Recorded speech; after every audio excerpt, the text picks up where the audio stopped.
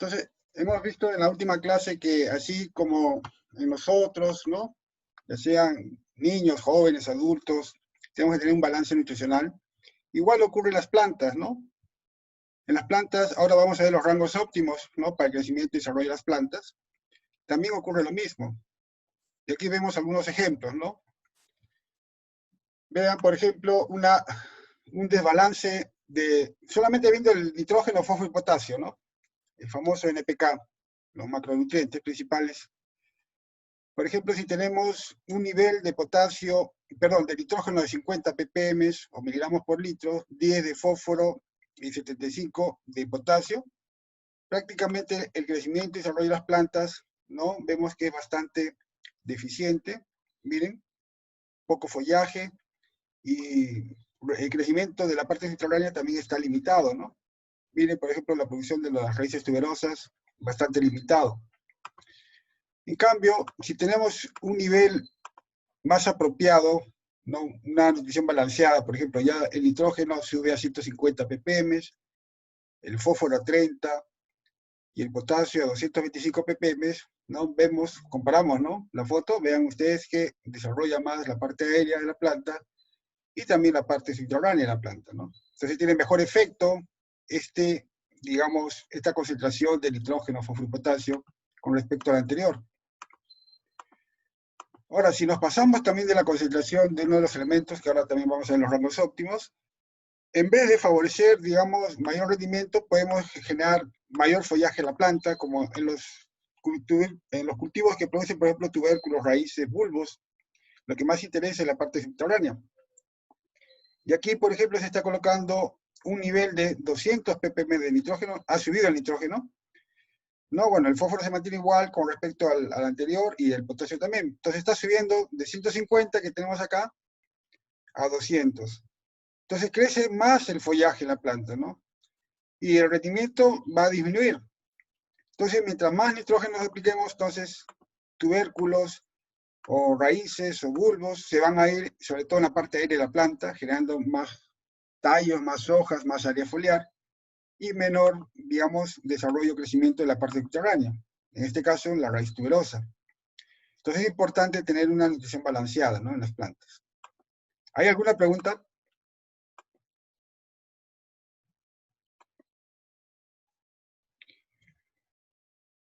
Bien, en este gráfico vemos los límites en cuanto a la concentración de nutrientes que debe haber, ¿no? Para los cultivos, que está aquí expresado en la parte en el eje. Voy a poner mejor el cursor para que puedan apreciarlo mejor. ¿No? Vean ustedes aquí la concentración de un nutriente en el tejido, base, materia seca, ¿no? Y aquí tenemos el porcentaje de crecimiento, ¿no? En porcentaje. Entonces vemos que a medida que va aumentando la concentración de un elemento, ¿no? El crecimiento va aumentando también. Pero vemos que aquí hay un punto crítico, ¿no? Acá está el límite de crecimiento. O sea, por encima vamos a inducir más crecimiento y este punto por debajo va a afectar el crecimiento de las plantas. Y eso también se va a ver traducido en digamos, en la sintomatología que podemos apreciar. Hay diferentes sintomatologías, por ejemplo, el color amarillo de las hojas, la acumulación de antocianinas, necrosis, etc. Y vamos a tener un momento también donde tenemos, vean ustedes aquí, una zona adecuada, donde tenemos ya el máximo crecimiento, ¿no es cierto? Una zona adecuada que nos permite tener un máximo crecimiento, pero por encima también de una concentración, como vemos acá, ya en vez de favorecer el crecimiento, ¿no? Se afecta el crecimiento, porque ya estamos en un nivel de toxicidad. Entonces, es importante no excederse de la concentración, ¿no? De los elementos minerales esenciales para las plantas, porque eso en vez de favorecer puede generar una toxicidad. Y por debajo de la concentración óptima va a generar lo que se llama una deficiencia. ¿Está claro? ¿Alguna pregunta?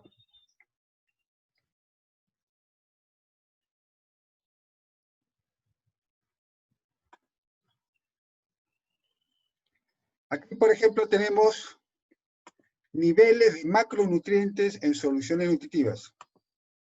Recuerden que hemos mencionado que la hidroponía ha sido una técnica de investigación y a través de las soluciones nutritivas se ha establecido cuáles son los elementos esenciales para las plantas, cuáles son elementos benéficos, en qué rango de concentraciones, ¿no?, estimula crecimiento, desarrollo de las plantas, tanto los macro como los micronutrientes.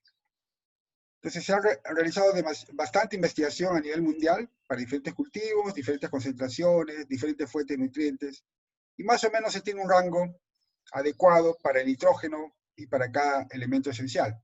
Por ejemplo, para el nitrógeno debe fluctuar más o menos entre 150 a 200 miligramos por litro, o también es ppm, ¿no? Es lo que debe haber en una solución nutritiva. Es lo que se recomienda, ¿no? Si ponemos, por ejemplo, 250, 300, 350 ppm de nitrógeno, lo que vamos a inducir es un crecimiento excesivo del follaje, ¿no? Incluso puede haber viento en la zona y las plantas se pueden tumbar por el crecimiento excesivo del follaje. Y si son tubérculos, como hemos visto en la foto anterior, entonces va a estimular follaje y menos crecimiento y rendimiento de la planta, ¿no? En el caso del fósforo debe estar entre 20 a 50 ppm o miligramos por litro. Vamos a ver que también si nos excedemos de un elemento podemos producir un efecto antagónico, como vamos a ver más adelante. También, por ejemplo, en el caso del potasio, la concentración debe estar entre 200 a 350 miligramos por litro. El calcio entre 150 a 180 miligramos por litro. El magnesio entre 40 a 50. Y el azufre puede estar en 70 a 100 miligramos por litro o ppm, ¿no? Recuerden que esta es una solución nutritiva. O sea, ¿qué quiere decir? 40 miligramos de magnesio en un litro de agua, ¿no? Eso es lo que aportamos y las plantas van a absorber ese magnesio. Por supuesto que no los 40 miligramos, pero van a absorber ese magnesio y eso va a influir en el crecimiento y desarrollo de las plantas. ¿Alguna pregunta?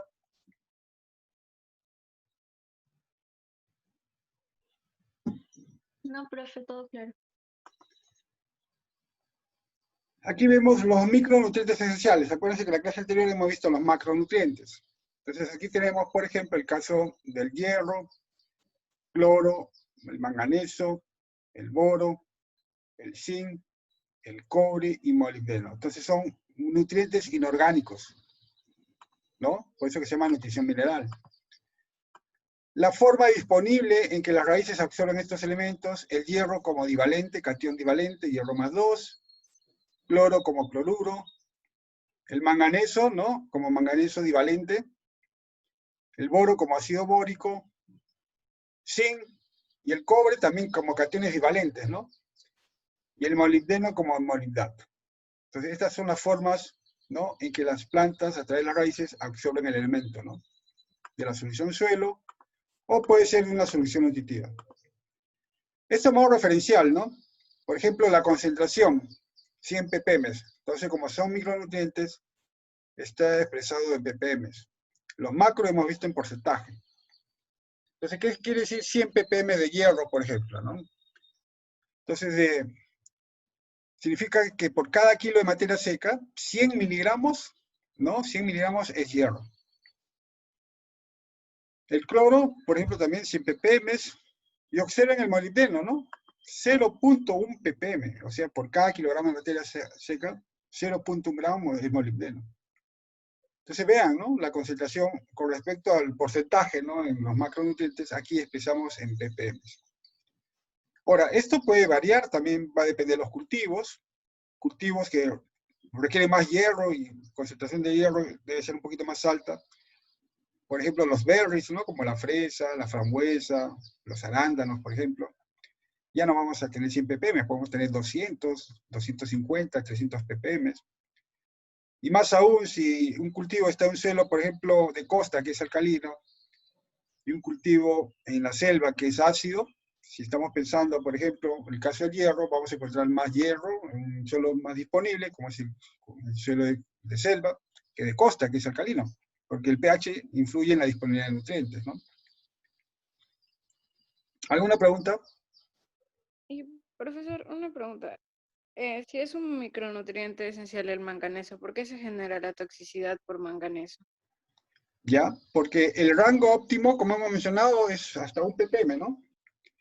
Y si tenemos, por ejemplo, 2, 3 ppm en la solución nutritiva, ya está fuera del rango óptimo. Entonces, el nivel de manganeso dentro de las células vegetales ya es muy alto. y se va a generar, pues, generalmente una toxicidad por un micronutriente se va a observar con necrosis en hojas, primero, ¿no? A nivel de hojas, que puede incluso hasta deformar la hoja, porque está fuera del rango óptimo, ¿no? Ese elemento. Igual podemos decir para el zinc, para el cobre. Entonces, es más fácil detectar la toxicidad de un micronutriente, más rápido se va a expresar que, por ejemplo, la toxicidad de un macronutriente. Porque los niveles de concentración de un micronutriente son más limitados, ¿no? Y un macronutriente es mucho más amplio.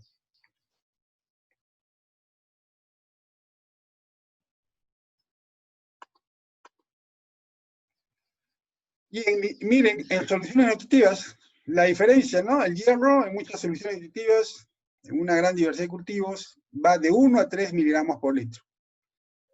En los berries puede ir 2, 3 ppm, incluso un poquito más alto puede ser en los berries, ¿no? En la fresa, en la frambuesa.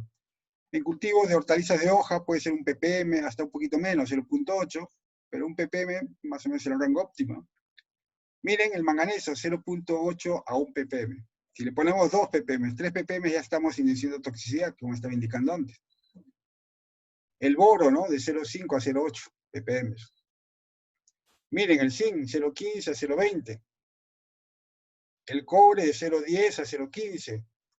Y el molibdeno más bajo aún, 0.05 a 0.08 miligramos por litro.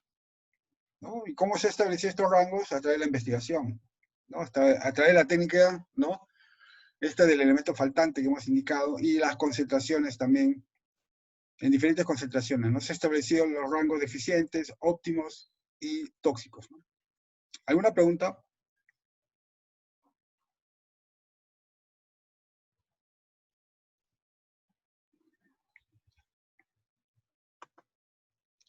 Entonces hemos visto que si nos excedemos de un elemento de la concentración óptima, podemos inducir lo que se llama también un antagonismo, o sea, un efecto contrario. En vez de, digamos, bueno, estamos agarrando el elemento, pero en vez de, digamos, beneficiar a la planta, la estamos perjudicando, ¿no? Por ejemplo, vemos este gráfico donde destacan las líneas verdes. ¿Y las líneas verdes qué significa? Antagonismo. Voy a poner mejor el cursor. ¿No? Vean ustedes, antagonismo. ¿Qué es lo que destaca en este gráfico? Y pocas líneas, sinergismo, ¿no? O sea, se favorece la absorción de otro elemento. Por ejemplo, el calcio. El calcio, vean ustedes que es antagónico con el hierro, con el magnesio, ¿no? Con el boro, por ejemplo, con el fósforo, ¿no? Y vean también con el zinc. ¿Qué quiere decir esto? Que si en vez de tener, por ejemplo, 180 miligramos por litro de calcio, le ponemos 250, vamos a bloquear, ¿no? La absorción de hierro, magnesio, ¿no? Boro, zinc y también fósforo. Entonces, es importante no excederse, ¿no? De la concentración óptima. ¿Está claro? Sí, profe. Otro ejemplo, caso del fósforo. Igual, ¿no? El exceso de fósforo en la solución nutritiva o en una solución suelo a través de la fertilización que uno aplique, también produce antagonismo, ¿no? Miran ustedes con el cobre, ¿no? Con el calcio, con el potasio, con el hierro. Aquí es en ambas flechas, ¿por qué? Un exceso de fósforo, deficiencia de hierro. Y un exceso de hierro, deficiencia de fósforo, ¿no? En ambos lados. También con el zinc. Entonces vean. Y esto ocurre generalmente porque para bajar el pH en las soluciones nutritivas, porque vamos a ver que el pH tiene que ver con la disponibilidad de nutrientes, se emplea mucho el ácido fosfórico. Entonces se quiere establecer un rango, ¿no? De pH, y para llegar a ese rango de pH usan ácido fosfórico y se pueden, digamos, usar una cantidad un poco alta, y el exceso de fósforo puede bloquear, ¿no? Como estamos viendo, elementos, inducir deficiencia de hierro, de zinc, de cobre en las plantas, ¿no? Entonces hay que evitar eso. ¿Alguna pregunta?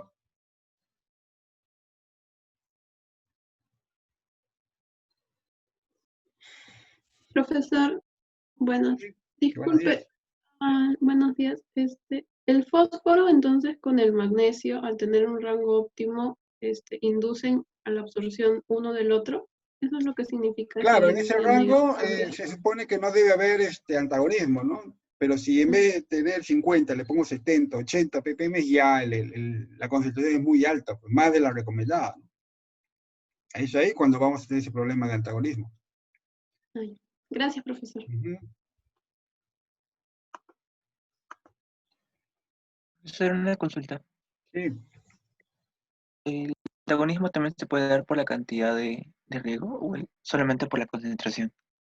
No, si es más riego, va a depender, ¿no? Por ejemplo, se puede lixiviar la solución y ir lavándose. O si el sustrato es muy retentivo, o si es un suelo muy retentivo, entonces se puede salinizar también, ¿no? Y eso también puede producir toxicidad. Pero aquí estamos hablando a nivel nutricional solamente, ¿no? Del exceso o no exceso de los nutrientes, nada más.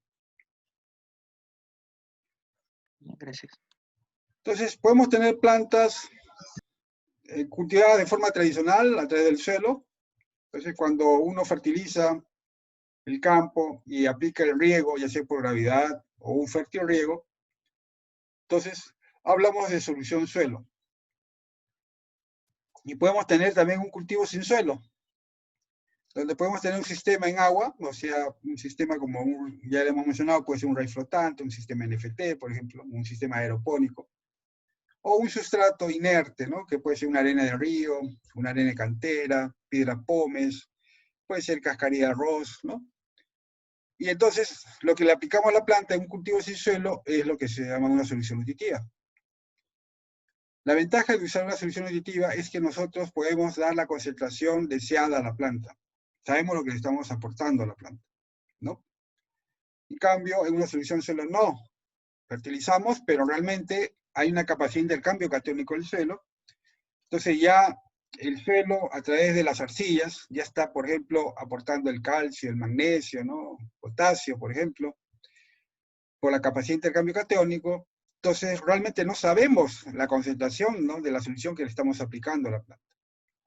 Entonces, en cultivos sin suelo, el factor nutrición es más manejable, ¿no? Y aquí tenemos la forma en que las raíces absorben los nutrientes. Ya hemos indicado la forma mineral, inorgánica. El famoso nitrógeno, fósforo y potasio, el NPK, que son los macronutrientes principales, por eso están de otro color. Los absorben como nitrato, amonio, ¿no? Ya hemos indicado mono, bifosfato y potasio. Monovalente en este caso. Calcio, magnesio y azufre, que están con otro color, son los macronutrientes secundarios. Se requieren también, ¿no? En cantidad significativa, pero menos que los primarios, o principales. Y la forma en que son absorbidas por las plantas, divalente el calcio y magnesio, y también divalente, pero como es un anión, el sulfato, ¿no? Ojo, como sulfato. Y los micronutrientes, ¿no? Por ejemplo, el hierro, el manganeso, el zinc, el cobre, como cationes divalentes. El boro como ácido bórico, cloro como cloruro y molibdeno como molibdato. Entonces estamos viendo que es la forma inorgánica que las plantas absorben estos nutrientes. Son traslocados por el xilema, ya hemos explicado cómo ingresan, ¿no es cierto? Ya sea por apoplasto, simplasto, ¿no? Y por el xilema va a ser traslocado a diferentes puntos de la planta donde van a ser utilizados algunos para formar compuestos orgánicos, otros como transportadores de electrones, por ejemplo en la fotosíntesis, la respiración, otros como catalizadores enzimáticos, ¿no? ¿Alguna pregunta?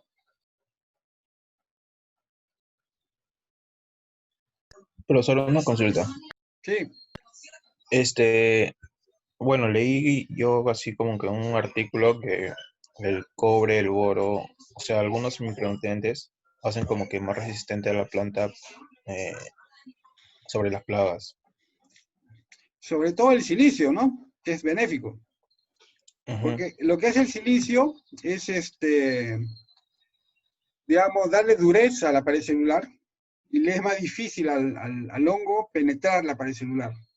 Entonces sí se ha observado, y ahora lo vamos a mencionar, lo vamos a observar ahí en unos gráficos, que realmente las plantas que se le aplica silicio vía foliar son más resistentes a la infección de hongos, ¿sí?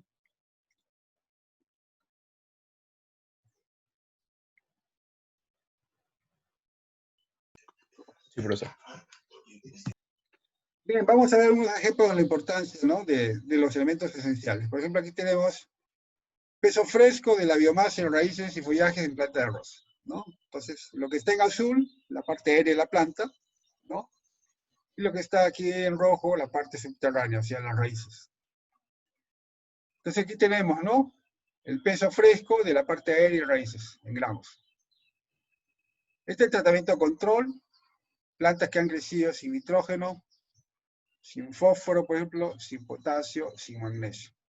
Entonces vemos cómo estos elementos esenciales, ¿no es cierto?, están influyendo en el crecimiento de la planta. Miren que de todas maneras sin nitrógeno disminuye el crecimiento de la planta, tanto en la parte aérea como en la parte subterránea. El caso más dramático vemos con el caso del fósforo, ¿no? Vean ustedes, disminuye mucho más, ¿no?, el peso fresco de la parte aérea y subterránea. El potasio también, todos tienen ese efecto negativo, ¿no? Vean, si este es el control, vemos que disminuye también la parte subterránea y el caso de magnesio también. Entonces, basta que un elemento esencial no esté disponible o esté en una concentración deficiente, entonces va a afectar el crecimiento de las plantas, ¿no? Y aquí vemos las concentraciones de estos nutrientes que hemos mencionado, en nitrógeno, fósforo, potasio y magnesio en raíces y follajes, ¿no?, de plantas de raíz, de arroz, perdón. Por ejemplo, el caso del nitrógeno. Este es el tratamiento control, ¿no? Entonces, en la parte aérea tenemos este porcentaje de nitrógeno y en la parte subterránea este. Y vean cómo el tratamiento sin nitrógeno cae, ¿no?, cae significativamente el nivel de nitrógeno, tanto en la parte aérea como en la subterránea. Y hemos visto que en el caso anterior también el tratamiento sin fósforo se ve afectado en el crecimiento, y aquí vemos cómo también la concentración de fósforo cae significativamente tanto en la parte aérea y subterránea. Y el potasio más o menos está al mismo nivel y el magnesio casi al mismo nivel, porque la eficiencia, ¿no es cierto?, si estamos viendo nitrógeno, se mantiene igual la concentración de nitrógeno. Los dos casos extremos son para el caso de nitrógeno y fósforo. ¿Está claro?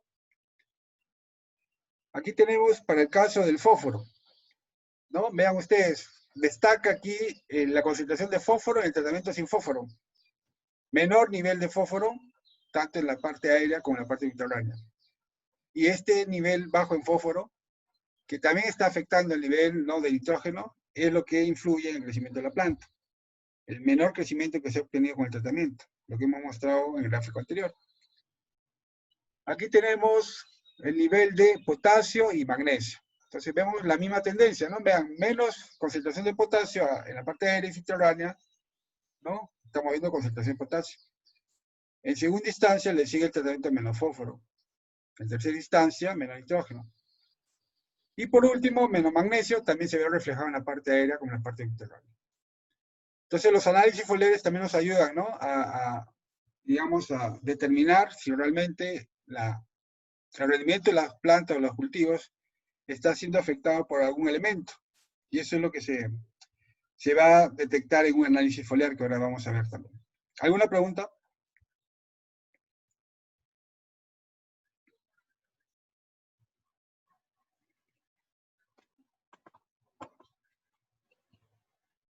Elementos benéficos.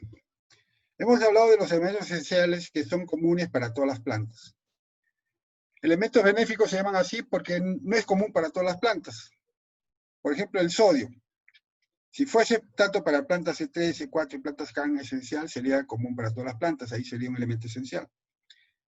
Entonces el sodio puede sustituir, ¿no?, parcialmente al potasio en funciones no específicas, contribuyendo a la generación de potencial osmótico y turgencia celular, ¿no? Acuérdense que el potasio, ¿no?, es importante para la apertura y cierre de estomas. El sodio podría, digamos, cumplir también esta función. En plantas C4, plantas CAN, necesario para regenerar fósforo y no piruvato. Pero en plantas C3 no. Si se cumpliese en plantas C3, entonces ya el sodio sería un elemento esencial, ¿no? Se ha visto que el sodio estimula el crecimiento mejorando la elongación celular, ¿no? Y si es esencial para plantas halófitas, que se observa cuando hay deficiencia de sodio, por ejemplo, en plantas halófitas, en plantas C4, en plantas CAM. Entonces se reduce el transporte de CO2 hacia células envolventes del conductor, en caso de plantas C4 y plantas CAM. En plantas C4, en este caso, ¿no? Y se elevan los niveles de alanina y piruvato, y reduce los niveles de fósforo no piruvato, que se requiere para absorber el CO2, ¿no es cierto? Y generar oxaloacetato. El silicio, como ya le he adelantado, aumenta la resistencia a enfermedades en plantas acumuladoras de silicio. Se acumula en paredes celulares, impidiendo el ingreso del patógeno. También está involucrado con la tolerancia al estrés abiótico, tipo heladas, sequías, toxicidad de metales pesados. Y también a tolerancia a estreses bióticos, ¿no? Por ejemplo, el daño por insectos o infecciones.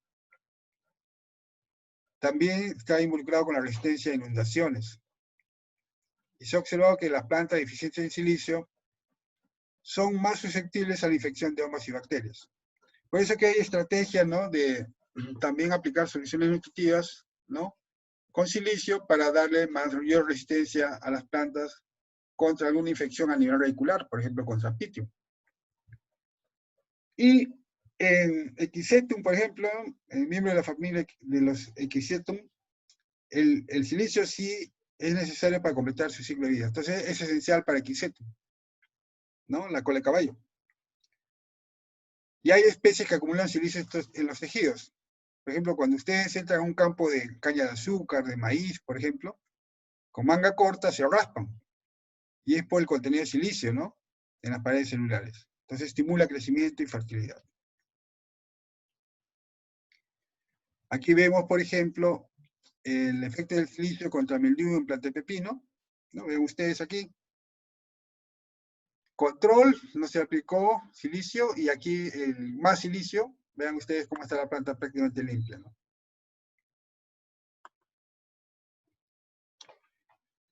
En arroz, tenemos aquí en la parte superior 3 variedades de arroz.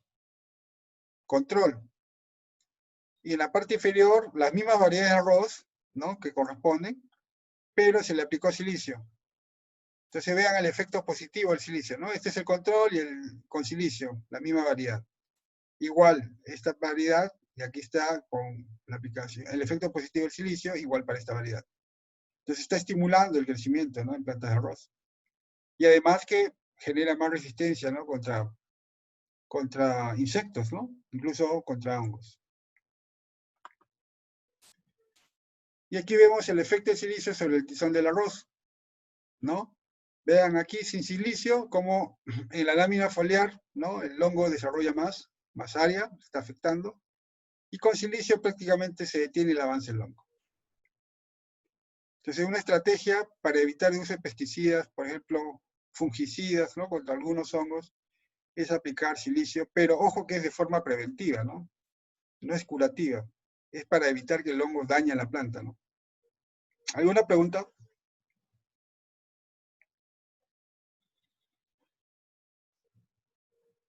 ¿Y solo el silicio grosor de por sí o hay algún micronutriente más que ayude en No, en eso? este caso, no le podemos, bueno, llamar micronutrientes, podría ser por lo que se requiere cantidades más bajas, ¿no?, con respecto a un macronutriente.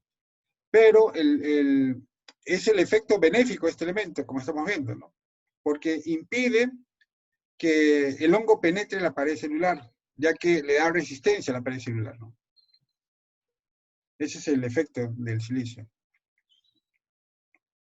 Entonces hay productos a base de silicato de potasio, silicato de calcio, por ejemplo, que se aplica vía foliar, ¿no? Profesor, Sí, disculpe una pregunta. Cuando dijo que el silicio solo se aplicaba de manera preventiva, entonces, o sea, por ejemplo, o sea, que ya se le haya atacado, o sea, la planta de sus hongos y después yo le echo silicio, o sea, no va a haber ninguna diferencia.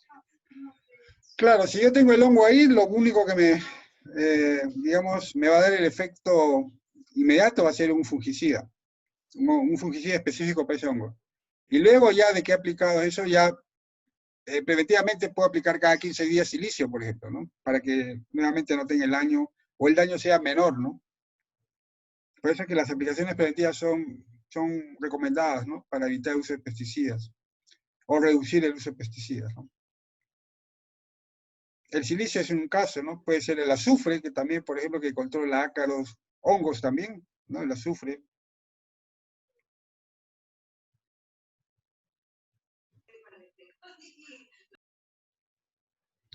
Otro elemento, bueno, hay autores que consideran al níquel como esencial y otros como benéfico, ¿no? Entonces, hay estudios en cultivos como soya, en cebada, avena, trigo, ¿no? El níquel componente de enzimas como la ureasa. Entonces la ureasa lo que hace es metabolizar el nitrógeno en la urea, ¿no? Generando amonio dentro de la planta. Y se ha observado que sin níquel se acumulan niveles tóxicos de urea, ¿no? En los tejidos, formando regiones necróticas en las puntas. Entonces las leguminosas ayudan a fijar el nitrógeno, actuando como catalizadores de enzimas, ¿no?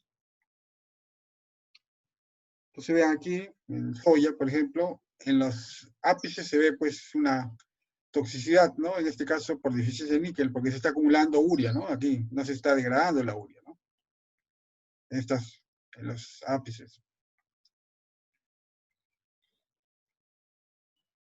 El selenio también se le considera benéfico. Por ejemplo, el selenio es esencial para los animales, incluso para nosotros, ¿no? Pero la concentración recomendada en animales es solamente 0.3 ppm. Entonces, plantas que contienen más de 5 ppm son potencialmente tóxicos para el ganado, porque pueden producir letargo, por ejemplo, dificultad respiratoria, lo que se llama disnea, diarrea, dolor abdominal, incluso hasta la muerte del animal, ¿no? Y hay plantas indicadoras de selenio porque crecen en suelos seleníferos. Pueden acumular inclusive hasta 3000 ppm de selenio y estas plantas no se mueren. Porque han desarrollado un mecanismo, ¿no? De adaptación a estas condiciones. Y realmente, en este caso, el selenio va a formar aminoácidos, se va a, digamos, a acoplar a un aminoácido que debería acoplar azufre, como son los aminoácidos cisteína y metionina, ¿no? Son los aminoácidos que contienen azufre. Entonces, se forman lo que se llaman selenoaminoácidos, como selenometionina o seleno-cisteína, y que no van a ser tóxicos para estas plantas, ¿no? Que son indicadores de selenio, porque tienen un mecanismo que prácticamente discriminan, ¿no? La inserción de estos selenoaminoácidos para formar proteínas. En cambio, las plantas que no tienen este mecanismo de adaptación, plantas que no pueden crecer estos suelos seleníferos, lo que van a insertar, ¿no? En la proteína va a ser una selenometionina o una selenocisteína, y lo que se va a generar es una proteína no funcional, afectando pues a la planta, ¿no? No sé si está claro, ¿no? La adaptación de estas plantas indicadoras.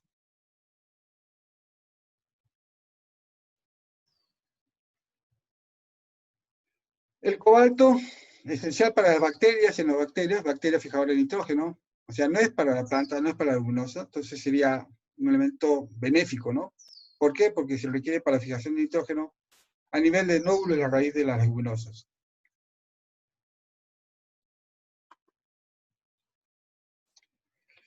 Hemos mencionado hace un momento que el pH es un factor clave también que tiene que ver con la disponibilidad de nutrientes, ¿no? Entonces aquí tenemos el pH del suelo o también inclusive el pH de la solución nutritiva. Entonces lo que está en verde es alta disponibilidad. Lo que está en amarillo, una disponibilidad intermedia, y lo que está en rojo, baja disponibilidad. Entonces vean este rango, ¿no? Lo que está demarcado dentro de este rectángulo color verde. El pH más o menos fluctúa, ¿no? Entre 6.3, ¿no? A 7.3, donde más o menos están disponibles el nitrógeno, ¿no es cierto? Vemos el fósforo, el potasio, el azufre, el calcio y magnesio.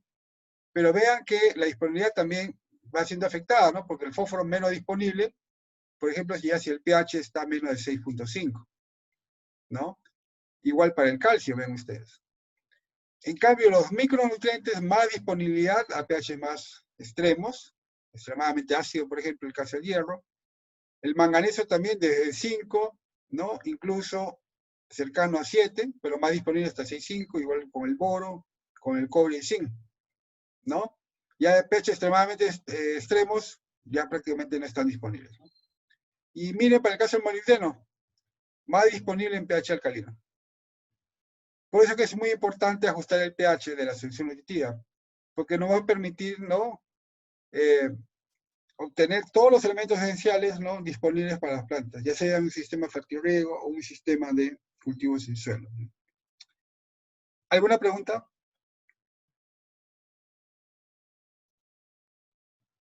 No, profe, todo claro.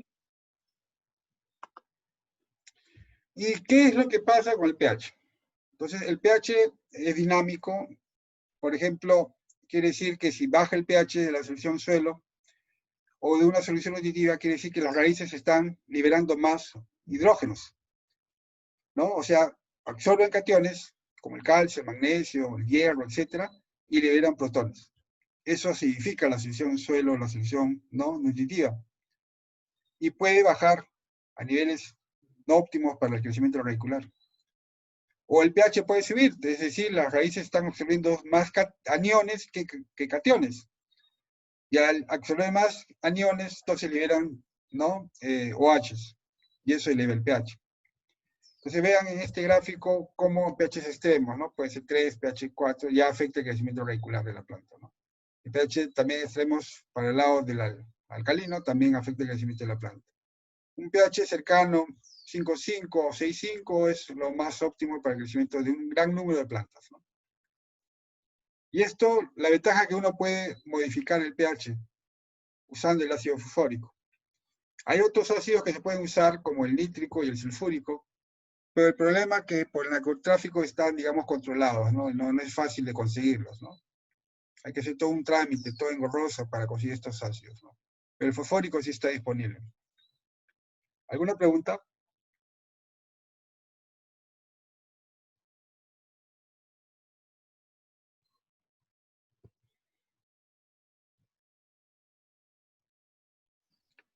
También los nutrientes se pueden clasificar según la función bioquímica, ¿no? De acuerdo a Mengele y Kirkby. Nutrientes que forman compuestos orgánicos, el nitrógeno y el azufre, ¿no? Nutrientes importantes en almacenamiento de energía e integridad estructural, el fósforo, el boro y el silicio. Nutrientes que permanecen en forma iónica, el potasio, sodio, magnesio, calcio, el manganeso y el cloro. Y nutrientes involucrados en transporte de electrones, el hierro, el cobre, el zinc y el molibdeno. También los nutrientes se remueven de la solución suelo en una solución nutritiva y se clasifican de acuerdo, ¿no?, a la velocidad en que son absorbidos. Por ejemplo, en el grupo 1 están los elementos con nutrientes que son absorbidos rápidamente en una solución nutritiva suelo, como el nitrógeno, nitrato de amonio, como monofosfato, el potasio y el manganeso. Y con una velocidad intermedia de absorción están el magnesio, el azufre como sulfato, hierro, zinc, cobre como cationes y valentes, y el molibdato. Y en el grupo donde los elementos que están, digamos, son lentamente absorbidos, el calcio y el boro.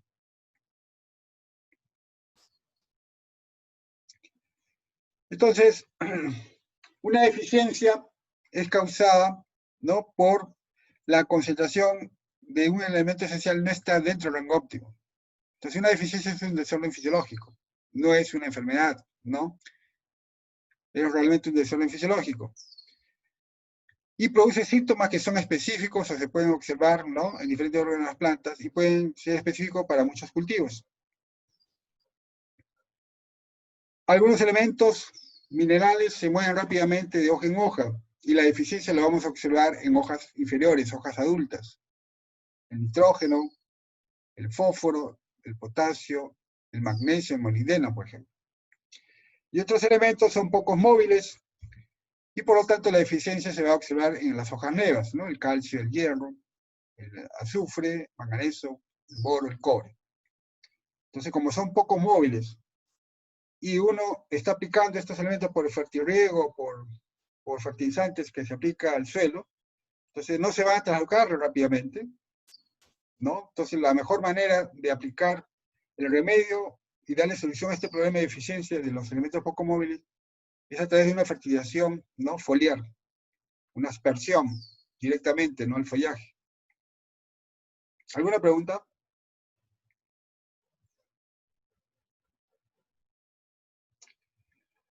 Ahora, es lo que expliqué, ¿no?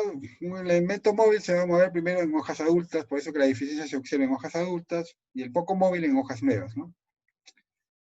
Ahora, la deficiencia puede ser absoluta o inducida. Absoluta, cuando el elemento no está o está en concentraciones muy bajas en el suelo y no llega a cubrir la demanda de la planta. Inducida cuando el elemento está presente en el suelo, pero no se encuentra disponible porque el pH no es el adecuado. Entonces, eso puede ser en cuestión de suelos de costa, ¿no? pHs alcalinos y los micronutrientes no están disponibles.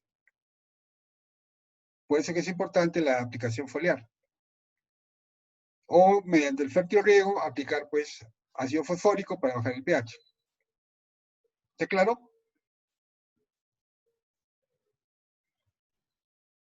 Sí, profe. Por ejemplo, aquí tenemos plantas de mangaba y aquí vemos diferentes tonalidades de las hojas. Vamos a poner el cursor mejor. Por ejemplo, esta hoja que vemos aquí está totalmente verde y el tamaño es mayor porque la nutrición de esta planta, de esta hoja, por decir, de esta planta, ha sido una nutrición óptima, sin deficiencias. Entonces todas las hojas se van a ver verdes. Pero cuando una planta crece con deficiencia de nitrógeno, vemos el color cómo cambia, totalmente amarillo y hay color antociánico, ¿no? Vean naranja, amarillo, naranja. Menos fósforo, vean cómo se acumulan antocianinas, ¿no? Algo típico en muchos cultivos es la acumulación de antocianinas, un rojizo. Menos potasio, totalmente diferente, ¿no? Vean a los dos síntomas anteriores, prácticamente hay una clorosis que avanza desde la margen, ¿no? Hacia el centro. Menos calcio, vean cómo afecta los puntos de crecimiento. Ya hemos dicho que es un elemento poco móvil, ¿no? El calcio interviene, por ejemplo, también en división celular y esto no se puede dividir. Entonces aquí van a generar hojas amorfas, ¿no? Deformes, por ejemplo. Menos magnesio, miren, totalmente diferente, ¿no? A lo anterior. Y menos azufre también. Entonces cada síntoma es específico, ¿no? Y un síntoma puede ser común a varias plantas, por ejemplo, el nitrógeno, clorosis en muchas plantas, en muchos cultivos, ¿no?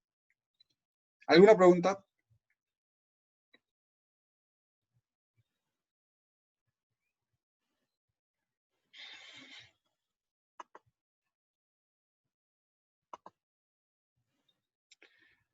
Aquí vemos un síntoma en los tomates, vean ustedes. Esto se llama maduración irregular.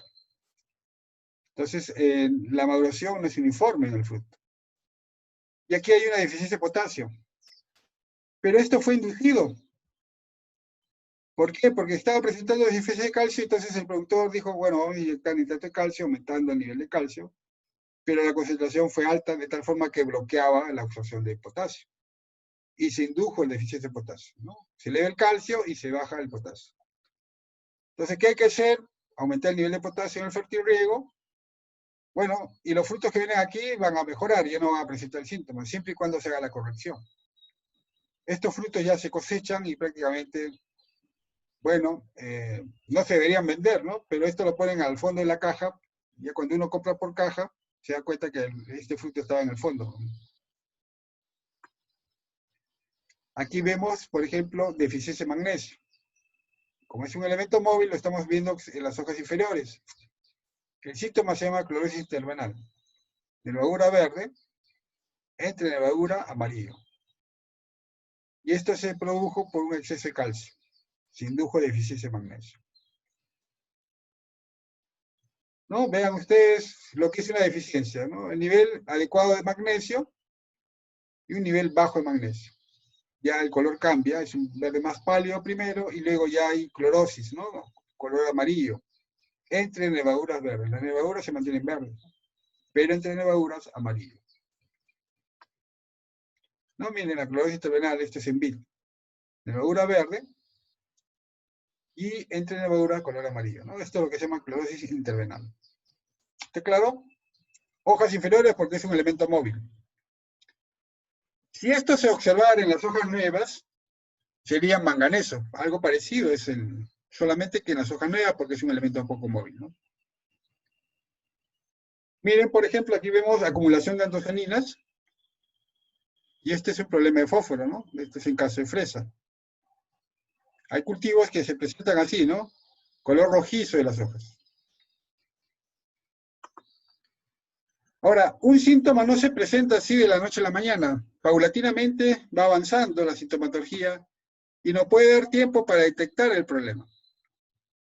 Por ejemplo, aquí tenemos la deficiencia de hierro y vemos cómo va avanzando, ¿no?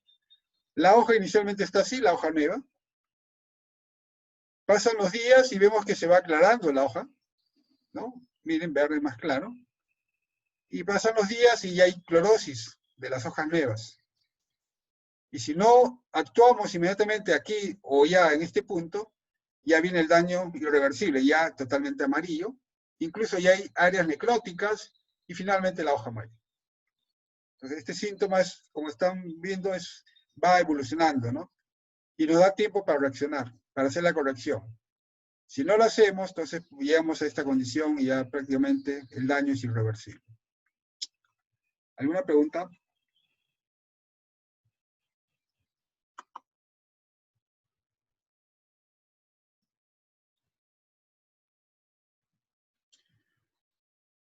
En una planta con deficiencia de hierro, el exceso de la cantidad de micronutrientes genera clorosis en la planta. Generalmente el exceso es toxicidad.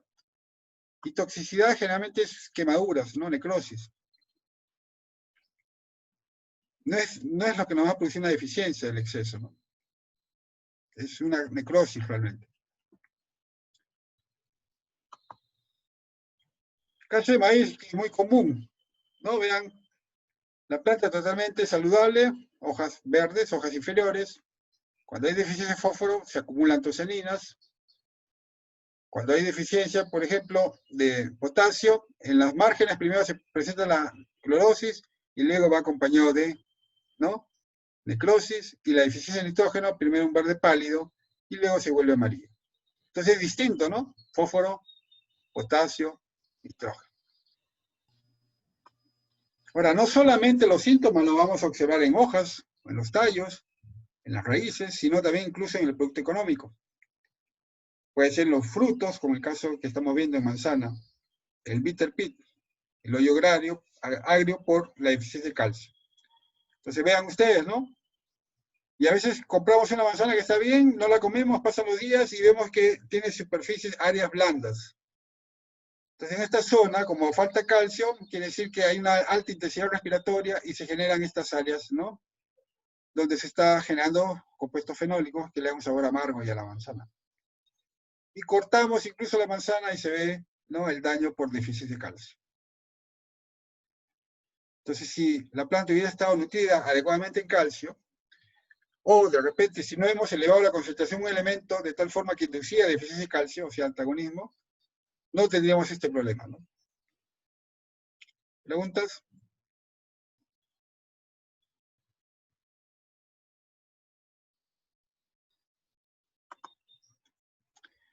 Bien, tenemos herramientas para nosotros determinar si estamos dentro del rango óptimo en las hojas, por ejemplo, o en los frutos, etc.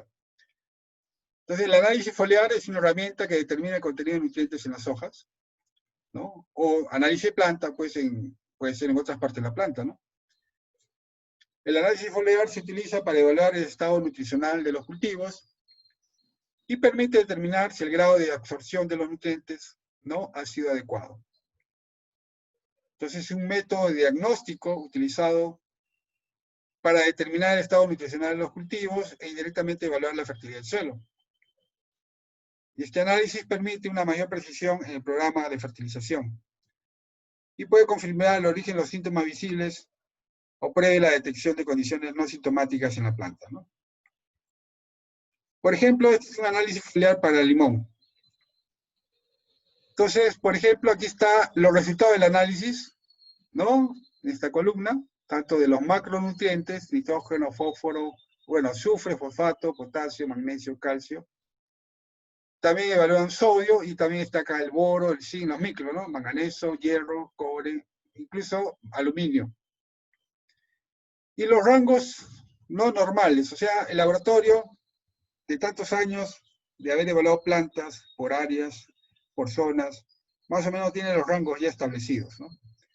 Entonces, ¿qué es lo que le entrega como, digamos, diagnóstico al productor?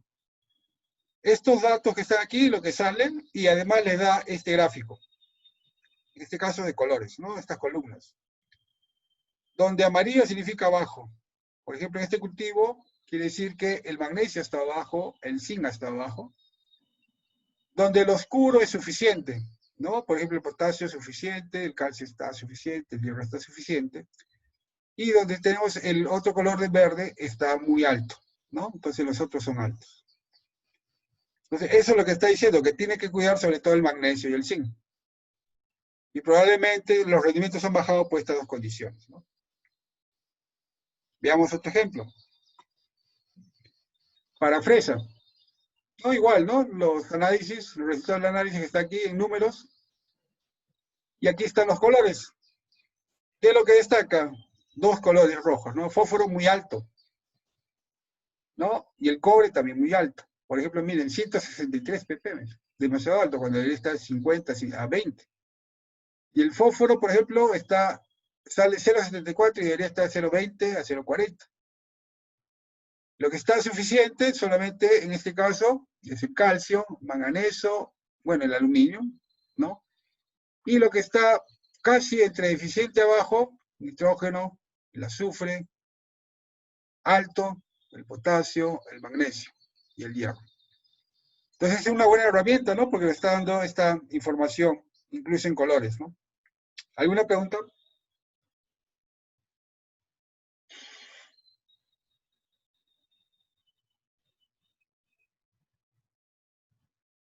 Veamos otro ejemplo. Esto, así da la información, por ejemplo, en Australia, ¿no? En los laboratorios de Australia. Aquí está la información de lo que arroja, por ejemplo, los resultados del laboratorio del análisis. Los rangos aceptables. Y entonces aquí están, ¿no? Estas columnas que significa, por ejemplo, aceptable. Pero aquí vemos, por ejemplo, que el potasio ya está excesivo o puede ser tóxico. En este caso, excesivo. Lo que es tóxico, sobre todo, son los micronutrientes, ¿no? Vean el caso del hierro, muy alto, excesivo, puede ser tóxico. El molibdeno, muy alto. ¿Y qué está deficiente? El boro. ¿No? Vean cómo destaca el boro acá, bajo. ¿Preguntas?